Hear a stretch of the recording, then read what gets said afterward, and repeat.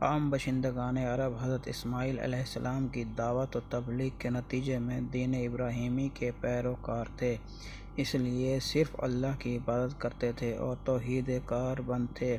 لیکن وقت گزرنے کے ساتھ ساتھ انہوں نے خدائی درس و نصیحت کا ایک حصہ بھلا دیا، پھر بھی ان کے اندر توحید اور کچھ دین ابراہیمی کے شعراء باقی رہے۔ بنو خزاعہ کا سردار عمرو بن لخی منظر عام پر آیا۔ اس کی پرورش بڑی نیکوکاری، صدقہ و خیرات اور دینی امور سے گہری دلچسپی پر ہوئی تھی، اس لیے لوگوں نے ان کو محبت سے دیکھا اور اس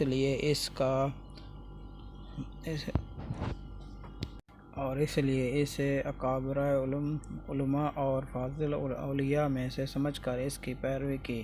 پھر اس شخص نے ملک شام کا سفر کیا، دیکھا تو وہاں بتوں کی پوجا کی جا رہی تھی۔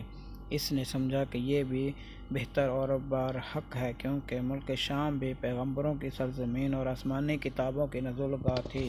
چنانچہ وہ اپنے ساتھ ہیل بت بھی لے آیا اور اسے خانہ کعبہ کے اندر نصب کر دیا اور اہل مکہ کو اللہ کے ساتھ شرک کی دعوت دی۔ اہل مکہ نے اس پر لبیک کہا۔ اس کے بعد بہت جلد باشندگان حجاز بھی اہل مکہ کے نقش قدم پر چل پڑے، کیونکہ وہ بیت اللہ کے ولی اور حرم کے باشندے تھے۔ اس طرح عرب میں بت پرستی کا آغاز ہو گیا۔ ہیل کے علاوہ عرب کے قدیم ترین بتوں میں سے مناتا ہے۔ یہ بحر احمر کے ساحل پر قرید کے قریب مشال میں نصب تھا۔ اس کے بعد طائف میں لات نامی بت وجود میں آیا اور پھر وادی نخلا میں عزیٰ کی تنصیب عمل میں آئی۔ یہ تینوں عرب کے سب سے بڑے بت تھے۔ اس کے بعد حجاز کے ہر خطے میں شرک کی کثرت اور بتوں کی بھرمار ہو گئی۔ کہا جاتا ہے ایک جن عمرو بن لخا کے تابع تھا۔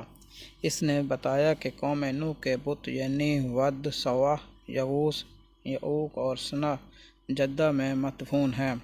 اس اطلاع پر عمرو بن لخی جدہ گیا اور ان بتوں کو کھود نکالا، پھر انہیں تہمہ لایا اور جب حج کا زمانہ آیا تو انہیں مختلف قبائل کے حوالے کیا۔ یہ قبائل ان بتوں کو اپنے اپنے علاقوں میں لے گئے۔ اس طرح ہر قبیلے میں پھر ہر گھر میں ایک ایک بت ہو گیا۔ پھر مشرکین نے مسجد الحرام کو بھی بتوں سے بھر دیا۔ چنانچہ فتح مکہ کے موقع پر آپ صلی اللہ علیہ وآلہ وسلم نے بیت اللہ کے ارد گرد سے 360 بتوں کو اپنی چھڑی کی نوک سے گرائے۔ غرض شرک اور بت پرستی اہل جاہلیت کے دین کا سب سے بڑا مظہر بن گئی تھی۔